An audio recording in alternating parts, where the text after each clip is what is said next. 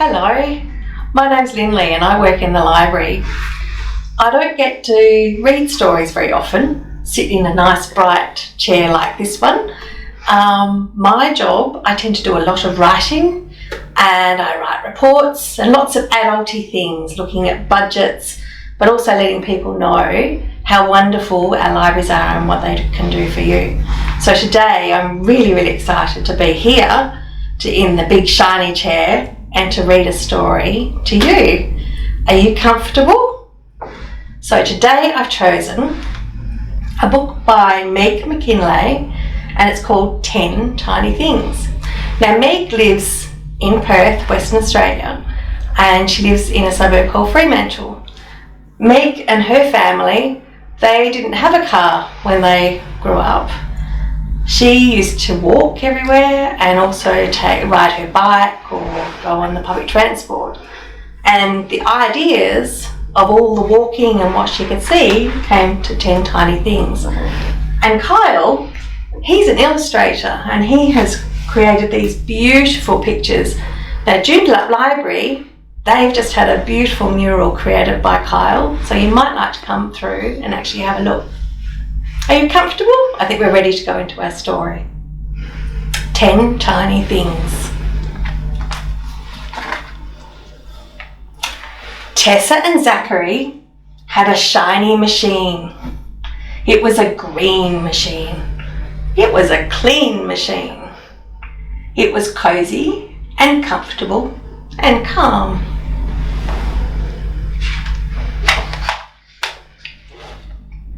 Every morning they rode to school in their shiny machine, and every afternoon they rode home again. If it was hot, they turned on the cooling, and if it was cold, they put on the heating. If it was just right, they sat back and said, "Ah, what an excellent machine. It was smooth and swift and splendiferous." But one morning, the machine chugged and spluttered. It coughed and choked, and it just would not budge. "Oh no," said Tessa. "How are we going to get to school?" said Zachary. Said Mum. "I guess we'll have to walk." "Walk," said Tessa. "But it's so far," said Zachary. "Oh, and it's hot, and it's hilly, and it's horrible." "Yes," said Mum, "but what can we do? Our machine is broken." So they set off. And it was hot, and it was hilly, and their bags were so heavy. Their legs were hurting. They were huffing and puffing.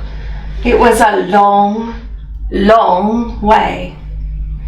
"This is terrible," said Tessa. "Oh, I can't make it," said Zachary. Then Tessa noticed something. It was a red thing. It was a sparkly thing. It was a tiny thing. "Oh," she said, "I've never seen that before." "I think I might have," said Zachary, "from the machine, only it was kind of blurry." "The machine is fast," said Tessa. "Yes," said Zachary, "it is." And they sighed because they missed the machine and its cool, calm comfort. Then Zachary said, because he had seen another tiny thing. This one was smooth and blue and secret. Zachary held it in the palm of his hand. Then they walked a little further and a little further, and they kept their eyes open for more tiny things. They saw fabulous fish and feathers, They saw surprising stones and shells. They even saw beautiful birds and baubles.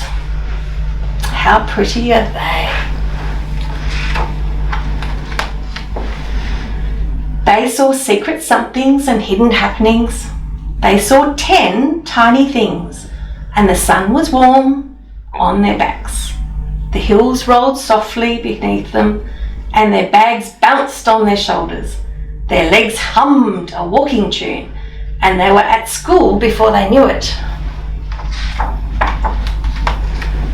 In the afternoon, the machine came to pick them up. "Isn't it great?" said Mum. "It's all fixed." Tessa and Zachary stared at the machine. It was a green machine. It was a clean machine. They climbed inside where it was cosy and comfortable and calm. They made it all the way home, and it was smooth and swift. They looked for the 10 tiny things, but the world just whizzed past their windows like a big foggy blur. In the morning, when Mum started the machine, Tessa and Zachary shook their heads. "That machine sounds chuggy," said Tessa. "And spluttery," said Zachary. "I think," said Tessa, "that we will have to walk." "Most definitely," said Zachary. "All right," said Mum, and so they did. Every morning, Tessa and Zachary walked to school, and every afternoon, they walked home again. If it was hot, they walked in the shade, and if it was cold, they put on a jumper.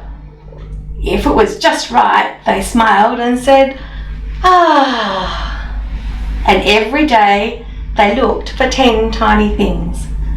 What an excellent walk! It was slow and simple and splendiferous.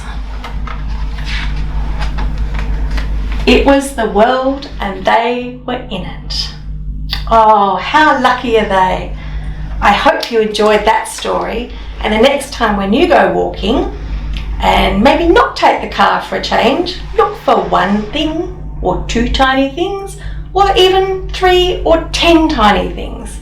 Thank you for listening. Bye.